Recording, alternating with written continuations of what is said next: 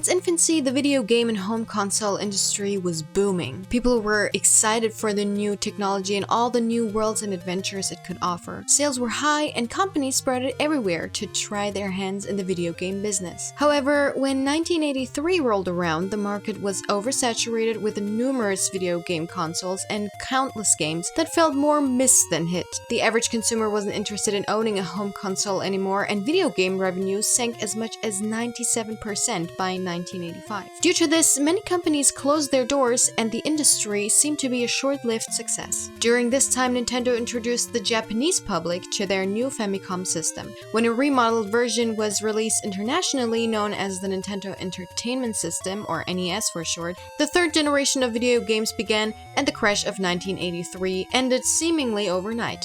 With the new consoles, Nintendo intended to produce higher quality games and to develop two games that would undoubtedly pave the way for future gaming generations. One of them was The Legend of Zelda.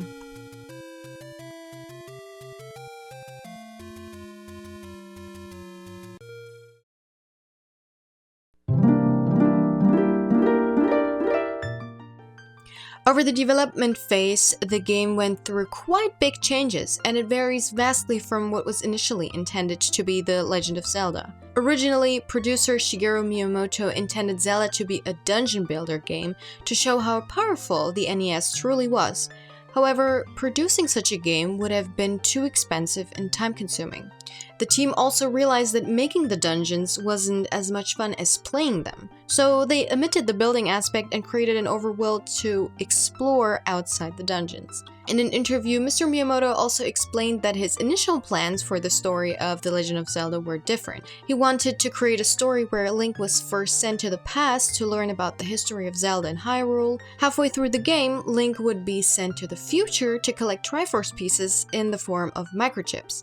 This is the reason why they gave them the name Link, because he links the past and the future. Mr. Miyamoto also planned this game to be the last one in the timeline from the beginning. However, this idea was declined by Nintendo, and they created a different story around and about Hyrule. Through trials and tribulations, and also overcoming hardware limitations and other obstacles, The Legend of Zelda, as we know it now, was created and released to the public. And here I am now, decades later, reviewing it. Let's look at my experience with the game and how I felt about it. The game starts and a familiar tune plays. The music sounds adventurous, hopeful, and magical, and we know a wonderful journey is about to begin. Fun fact! I know this was soon. The team wanted Bolero by Maurice Ravel to be the title theme. Copyright reasons prevented that from happening, and Koji Kondo promptly had to come up with a tune of his own. That's how the iconic title theme came to be. Now, let's go back to the game. I let the title theme play for a few seconds and the screen starts to scroll. A text box explaining the general story of Hyrule, a list of all the items in the game, and a hint to use the manual appear. Which I did. I actually looked at the manual before I properly played. It's actually a helpful tool, and I often resorted to it when I got confused. So, I recommend playing the game with the manual. After I give the hero a name, I'm already thrown out into the land of Hyrule. Where I start, there isn't much to see other than a door leading to a cave with an old man waiting for me. He gives me a sword because the world is dangerous and disappears. And from here on out, I'm basically on my own. I don't get many hints and tips in-game, but I don't need any. The game effectively conveys to the player what is what. In just a few minutes of playing, I find out that there are red and blue enemies, that blue enemies are stronger, I can get rupees, hearts, fairies, and even bombs from enemies. Sometimes enemies drop clocks, which prevent them from moving or attacking. Projectiles can be deflected by not moving, except for the ones from Zoras. Losing health means the sword doesn't shoot lasers, and there are these statues called Armos, which come alive when I touch them and attack me. The menu and controls are pretty much self-explanatory. I start to explore the general surroundings, and eventually I'm lost in the land of Hyrule. The world is vast and has different environments, and discovering all by myself is fun and exciting. From time to time I meet new types of enemies and try to find out which way's the best to beat them. There are Tektides, Octorok, Lever, P-heads, and Moblin that can be found pretty much everywhere and are straightforward to beat. Finding out their patterns of moving and attacking isn't hard as they're not as complex. Zoras, or as they're called in this game, Zolas, are a little trickier as they shoot projectiles and inhabit the waters of Hyrule. As Link can't just cross the water Jesus style to beat them, the beams of the sword or arrows are necessary to beat them. However, just ignoring them does the job just fine. There are other enemies called Genie and Lynel, which appear in regions that I discovered much later in the game and are quite hard to beat, especially in the beginning. Game overs are common while exploring the overworld, and quite frankly, they're totally fine, because either they motivate me to go back and try explore the area again, or go and explore a completely different area. However, not only enemies but also shops and items can be discovered while exploring. Some items like the blue ring, arrows, and the blue candle can only be bought. Others like the power bracelet and the letter for the witch can be found by exploring. Especially the ladder item is necessary because only with the ladder can Link buy Water of Life. This is a very helpful item, especially in later dungeons. Heart containers are a neat and necessary way to add more hearts to the overall health. 5 are hidden on the overworld, and some of them can even be collected before entering the first dungeon. Others require dungeon items to obtain. I collected all of them throughout both of my playthroughs, which made later dungeons much easier to handle. The exploration even inspired me to draw my own map of Hyrule, and it made navigating the world easier. Also, it's so much fun to explore new places and expand the map. It adds a new layer to playing this game, and I can only recommend it when playing The Legend of Zelda, especially if it's the first time. Whilst exploring the land of Hyrule, I stumble upon a dungeon, which is level 3, the Manji. At this point, I wonder how it would be if I just solved the dungeons in the order I found them. Normally, the numbered dungeons are there to indicate whether the player is at the right one, so they can play in the right order and motivate them to find the dungeons that come before the one they found. However, I wanted to find out how it would be to just play out of order, so I tried to finish the 3rd dungeon first. The dungeon's first room is enemy-free and decorated with 12 statues. This is not exclusive to this level, however, as every dungeon has this first empty room. After game overs, this room is where we start off again, and fighting against enemies right after continuing would be a little stressful. This also gives an opportunity to heal before moving on. Here I see a door, which leads me to a room with a key just lying there. The game immediately teaches me by simply showing me that there will be doors that need to be unlocked in order to proceed. In this room I also encounter some Zolls that splits into 2 gel. How wonderful! An enemy that doesn't disappear but duplicates when hit. In other rooms I'm introduced to keys, bubbles, and dark nuts.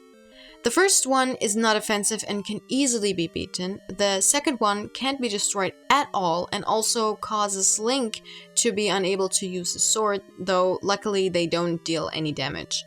Dark nuts, on the other side, deal quite some damage and are the reason why I had multiple game overs, 13 to be exact.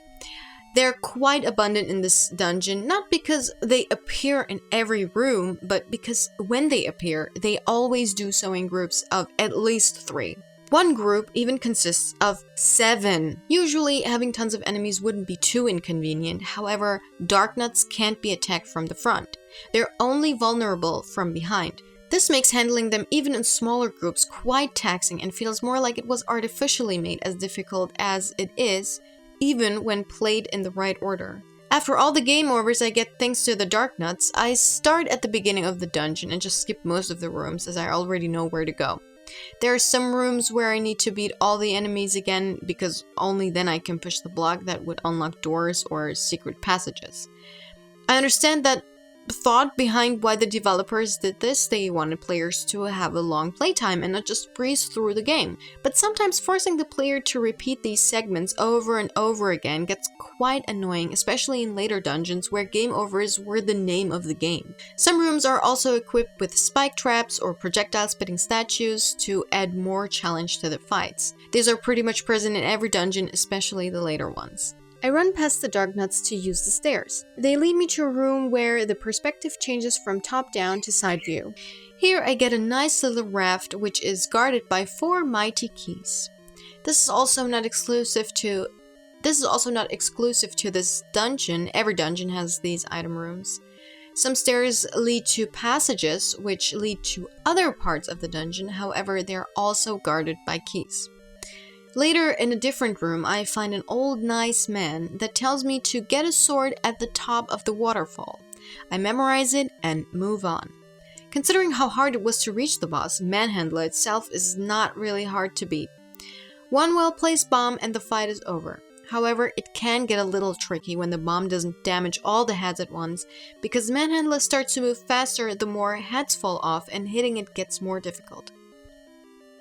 After this quite frankly ridiculous fight, I get my first heart container, which does not heal me, but only adds another heart to my overall health.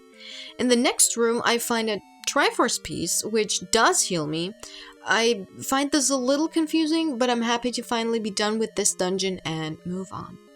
Outside, I don't even think about exploring the world any further and remember finding a pier while drawing the map. So I go there and discover another dungeon on an island. Apparently, I'm moving from level 3 directly to level 4, the snake. I navigate through the first few rooms and I already don't like the new enemies called Vire. They not only hop around, which slightly makes it harder to hit them, but when hit, split into 2 red keys. Fighting Vires somehow doesn't decrease the number of enemies, but magically increases it. Vires aren't the only new enemies I encounter. There are also these round enemies called Like that steal my shield once they suck me in. I beat them, escape, and also get my shield back. Enemies like Gel, Keys, and Bubbles return. In fact, Keys and Gel appear in every dungeon, which is why I won't mention them from here on out. Anyway, I move on to the next room, and it's dark. I don't have a lamp. That's great! So I get out of the dungeon, look for a shop that sells a lamp, or from the looks of it, a candle, and go back to the dungeon, where I can finally light up the dark rooms. Another old man is waiting in the dungeon to pass down his wisdom to the youth. This time he tells me to go into the waterfall. Sound advice, I must say. The boss of the last dungeon, Manhandla, is a mini-boss, and this one, which I always found was a weird way to recycle bosses, which happens in other installments as well. After wandering around a bit, I realized that I'm stuck because I'm missing a key, which is odd because I already checked every room I could twice. The only option that is left is to leave the dungeon again, but not to buy a key. The old man's advice really resounds with me, which is why I leave to find the waterfall, only to accidentally find the first dungeon, the Eagle, so I decide to finish this one instead. Of course, compared to the last 2 dungeons, this is a cakewalk. Enemies include Stalfos, Gorilla, and Wallmaster. All of them are quite easy to fight and they drop a lot of rupees and hearts. Only Wallmasters can be tricky because if they get a hold of me, I get transported back to the entrance of the dungeon, which is great because they only appear in the room right before the boss. While exploring the dungeon a bit, I find the bow, and also get the boomerang after beating a bunch of Goria. This is quite a generous dungeon, I must say. Here I encounter another old man, who tells me that the eastmost peninsula is the secret. What exactly does that mean? I didn't really know until I eventually looked it up, and apparently the localization team took some liberties while translating and came up with several confusing pieces of advice. In the Japanese version, the old guy tells the player that without rupees, they can't shoot any arrows because they lose a rupee for every arrow they shoot. This is actually helpful because the bow is hidden in the first dungeon, but the advice everyone else in the world gets is a hint on where to find a location where rupees are hidden. Why do we need to know this? And more importantly, what exactly did the team smoke to come up with this? Moving on, I pushed through the dungeon to fight Aquamentus, who was ridiculously easy to beat, and earn my second Triforce piece. After all this, I find the waterfall and go behind it, which goes to say that I go on top of it because I couldn't cross water yet and clearly misunderstood the hint, to discover a cave with an old man who gives me a better sword. Outside, I'm immediately killed by a Lionel by the lake. What a great sword! Continuing with my exploration, I accidentally find level 8 by burning a shrub. I thought I'd find a cave with a secret, but this is fine too. Or maybe it isn't, because after finding the dungeon item, the magic book, and 8 game overs, I decide this is a little too hardcore for my current skills, and move on to exploring the overworld again. Some time passes before I find level 2, the moon, another unremarkable dungeon, other than the fact that I found the boss Dodongo before I even discovered half of the dungeon. And I didn't even realize it until I entered the room with the Triforce piece waiting to be picked up.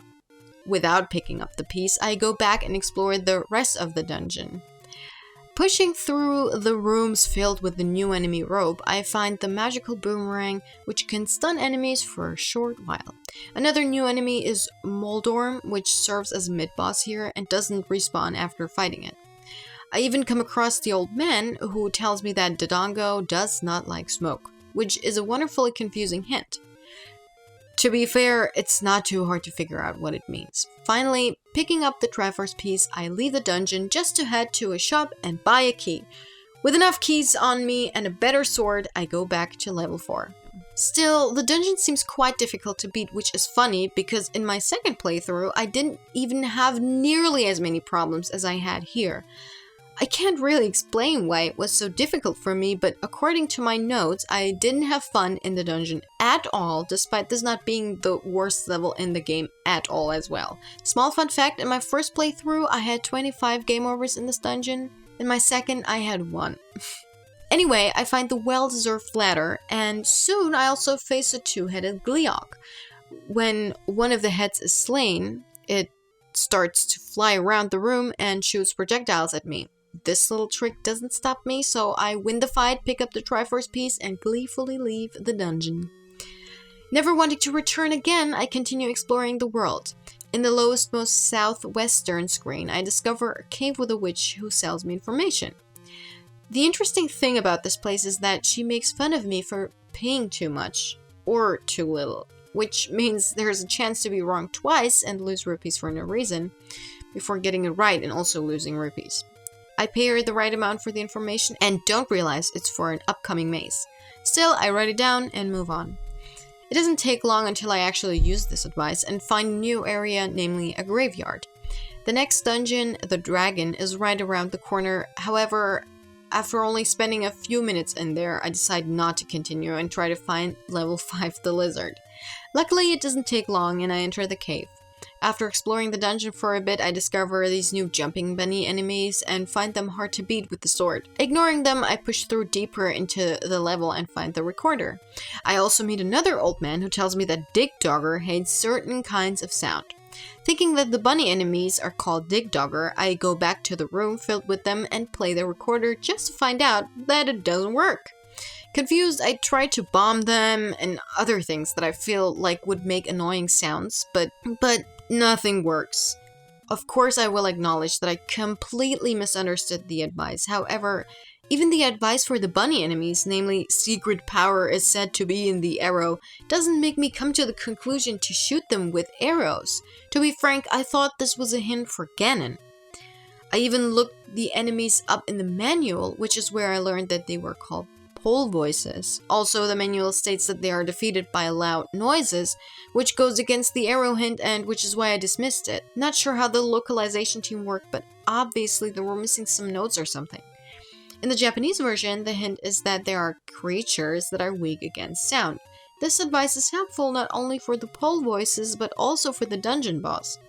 Why is that though? Because the Famicom actually has a built-in microphone, which players could talk into to beat all the pole voices in the room immediately.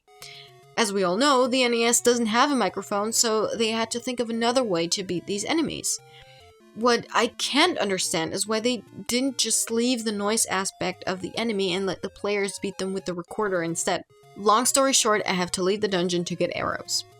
While I am out in the world, I decide to find something to lessen the damage I get. A shop sells a blue ring for 250 rupees. Level 1 is great to farm money, which is what I did. I buy the ring and wow, Link is blue now. Let's continue with level 5. With the newly acquired knowledge and equipment, the rest of the dungeon is a piece of cake. The pull voices are now easy to beat as one arrow can beat multiple at once. Gipto are also new enemies I encounter here, however they aren't difficult to beat at all. Here I get reacquainted with Dark Nuts and also find out that there are blue ones that are harder to beat. Soon I make my way to Digdogger, who is the dungeon boss, and with the help of the recorder and about 3 strikes of the sword, beat it and acquire the next Triforce piece. Quickly I move back to level 6, the dungeon which I abandoned earlier on the grounds it being too difficult for me to beat at the moment in time. But surprise, it's still kind of difficult to beat, especially the later rooms in the dungeon.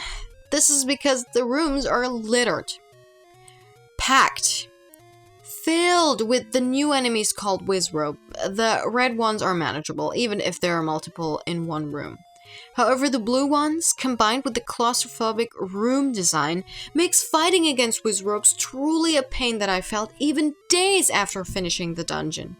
Anyway, before even going deeper into the dungeon, an old man gives me some useful advice about the dungeon boss. He tells me to aim at the eyes of Goma.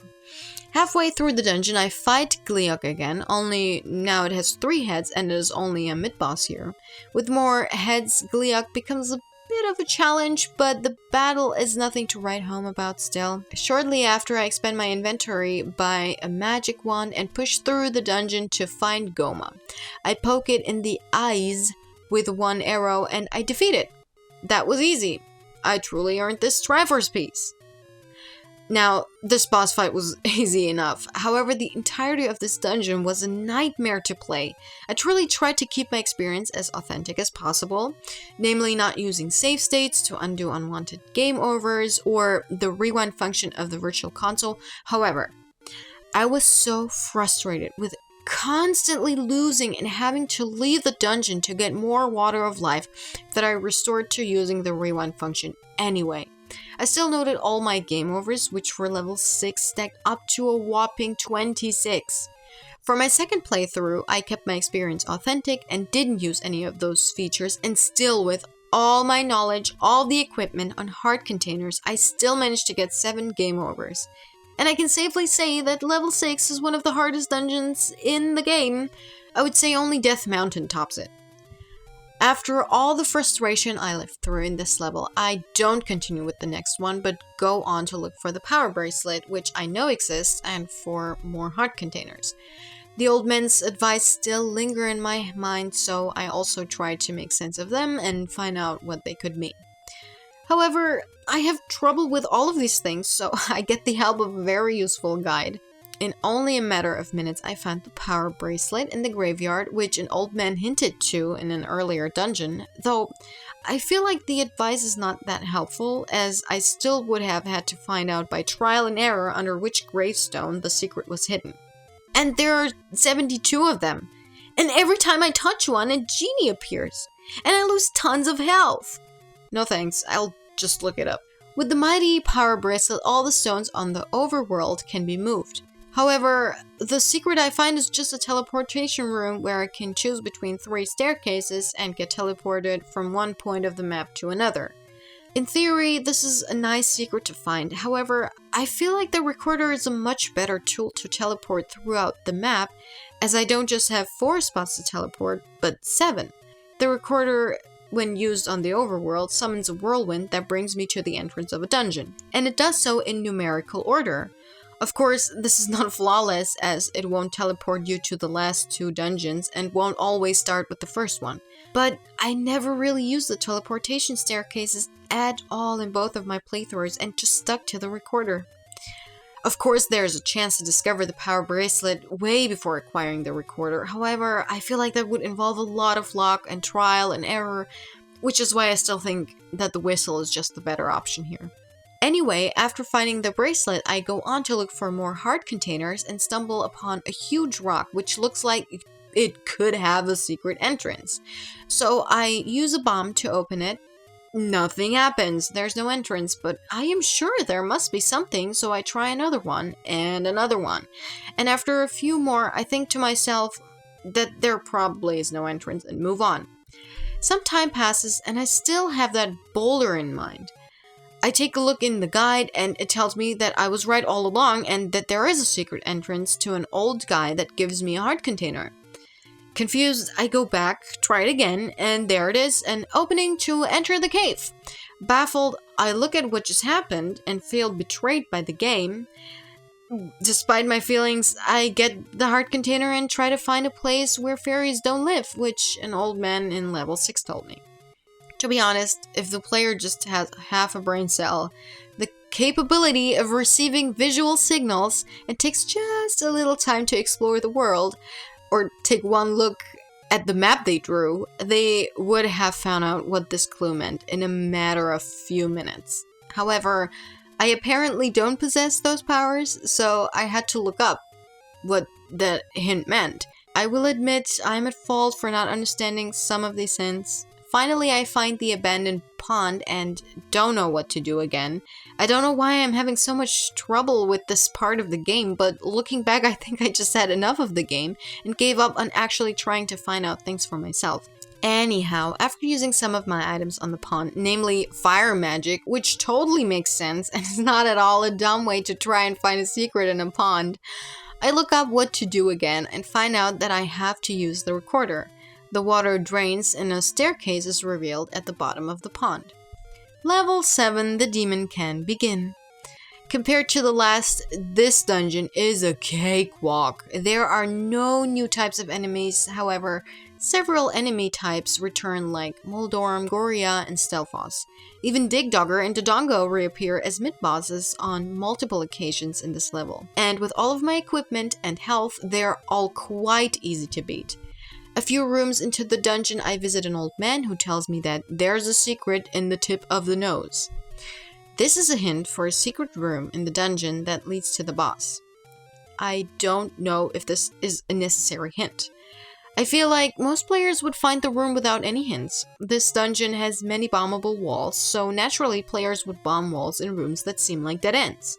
Let's see which piece of advice the old man gives in the Japanese version. Ah yes, the hints are really similar as he tells us that Spectacle Rock is an entrance to death.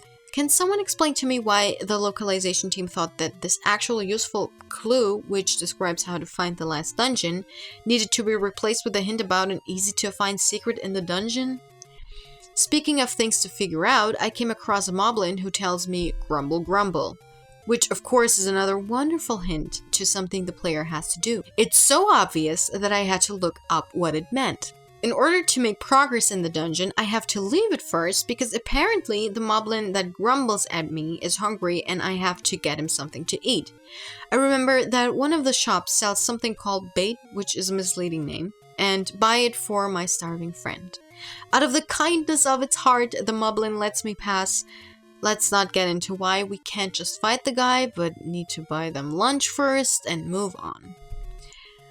Soon after, I find the red candle and face the boss from the first dungeon, Aquamentus again. This fight is exactly the same as in the first level, which means I defeat it in a matter of seconds and earn myself the next Triforce piece.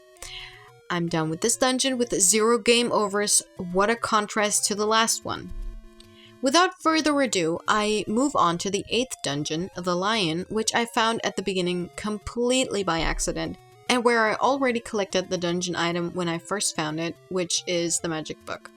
Fun fact, in the Japanese version, it's called Bible. There is no real explanation for why they chose that name, however, Nintendo of America demanded to change it as they wanted as little religious references as possible in their games. In this case, it's understandable as well, as this book is used to cast fire magic, and using the Bible to do that seems a little problematic, but that's just my opinion. Anyway, this dungeon is pretty tough with multiple rooms filled with pole voices, red and blue dark nuts, and bubbles. What a wonderful idea to put bubbles and blue dark nuts in the same room! Let's add some projectile shooting statues and the fun can begin! Sometimes so many things happen at once that the game starts to lag. That just is a great indication that the developers should have maybe scratched a few enemies here and there. The game might not be generous with enemy placement, however, it is quite generous with items this time around as I find the magical key.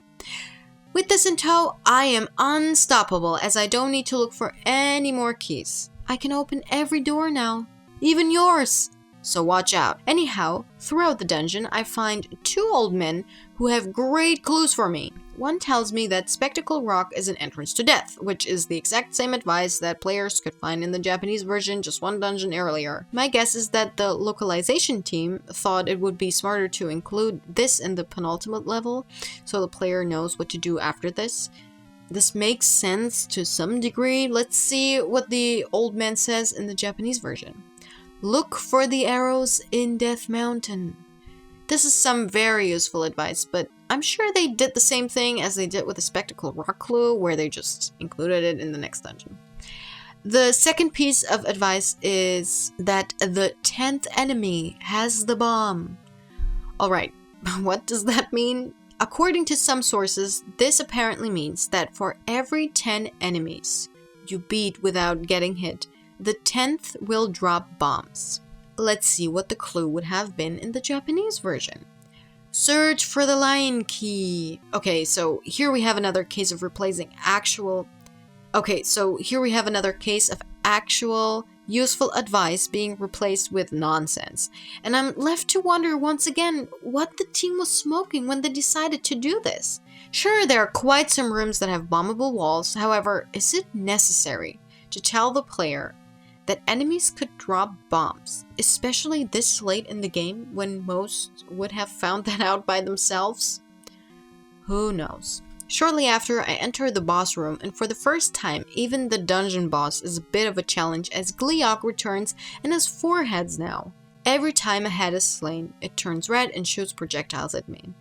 With 1 or 2 heads, it's not too challenging, but 3 is quite enough. After acquiring the last Triforce piece, I'm now ready to head straight to Death Mountain. This dungeon is huge and I got lost on many occasions. In fact, it was so easy to skip so much of it that I faced Ganon before even finding any of the dungeon items. I had to lose against him to start from the dungeon entrance again. That was quite a waste of rupees, water of life, time, and nerves. I was confused at this point, and guess what? I made a map of Death Mountain just so I could stop getting lost in it. This being the last dungeon, every room is filled with enemies, namely Wizrobes, Bubbles, and like. I even encounter new enemies called Petra and Lenmola, who serve as mid-bosses several times. I got game overs quite frequently, so I resorted to use the rewind feature of the Virtual Console again. In my second playthrough, I didn't use this feature, but instead relied on bottles of water of life, and I can't even count how often I left the dungeon just to get another bottle. This level is just impossible to manage without one. Anyway, now with the map at hand, it is quite easy to navigate through the dungeon, and soon I find the silver arrows, the red ring, and 3 old men with great advice.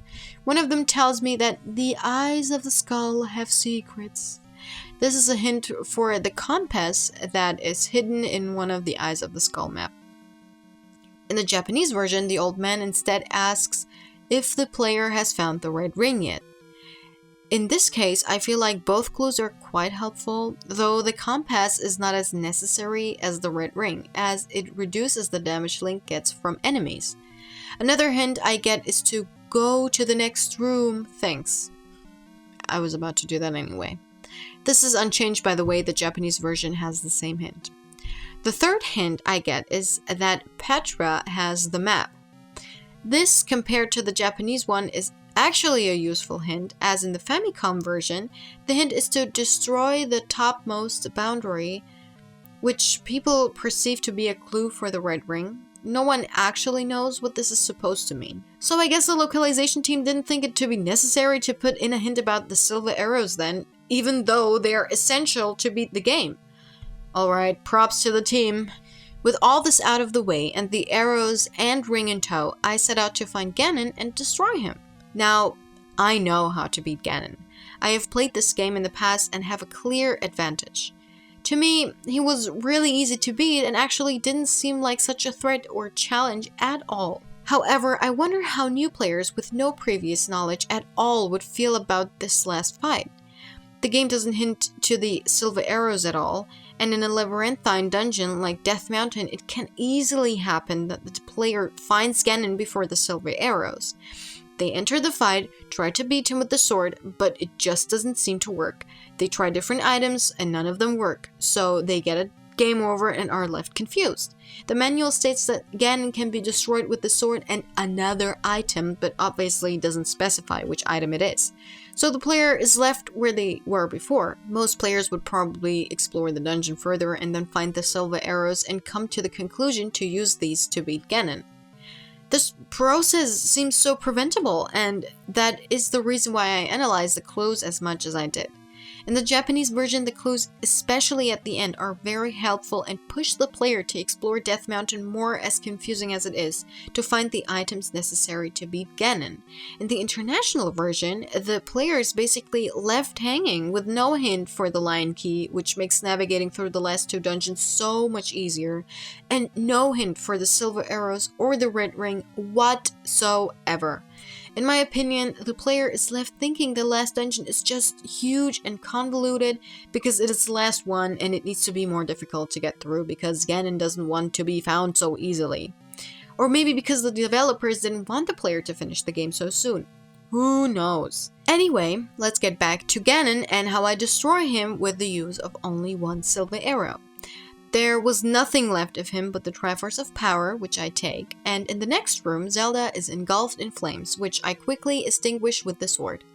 Zelda is free, Hyrule is saved, the end. The credits roll, and I'm done with this game in many ways.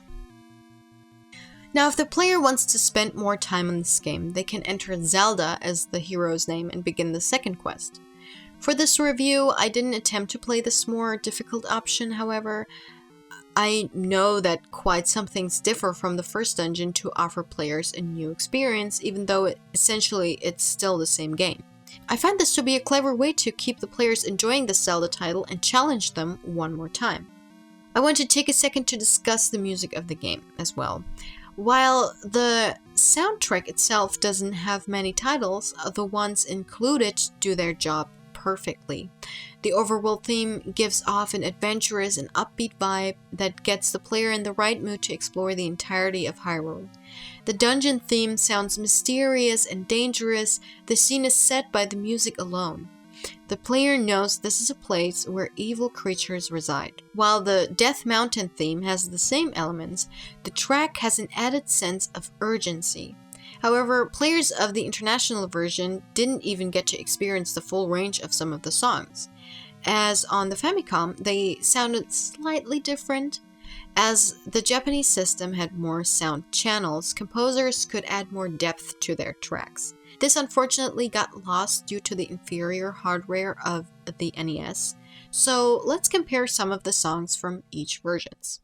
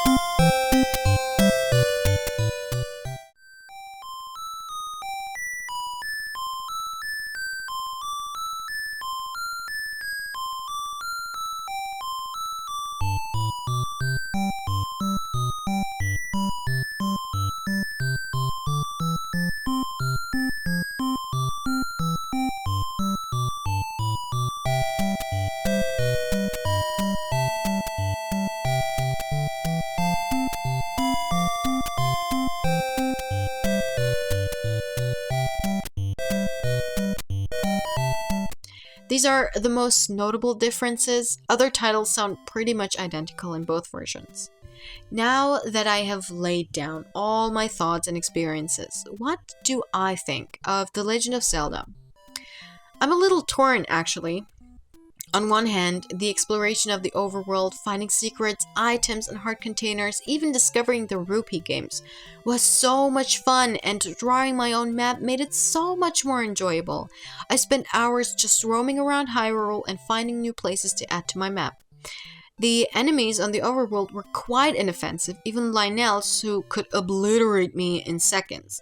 Game overs didn't leave me feeling like it was the end of my journey, but rather a start to a whole new one. And there's quite a lot to discover. I would say this part of the game is quite flawless and I'd change nothing about it. On the other hand, while some dungeons were quite nice and fun to play, others just felt tedious. In general, there weren't any puzzles that kept me up at night thinking, and getting through them felt more like a relief than an achievement most of the time. The most rewarding aspect of them was getting the dungeon items, but other than that, I can't really look back fondly on the dungeons themselves. Not even the boss fights offered much of a challenge. I will acknowledge that I played in a completely random order the first time around and made it harder for myself. However, even on my second run, while being vastly easier than the first, there were still some levels like 6, 8, and 9 that were just painful to play through. And at that point, I didn't even need to explore the world anymore. I already had a map and knew where to find everything. However, even with all my criticism, I am still very happy with the experience that The Legend of Zelda offered me, and I spent many hours having fun with the game. I understand why the game becomes such a massive hit, and I would even go as far as to say that the game holds up even 35 years after its release.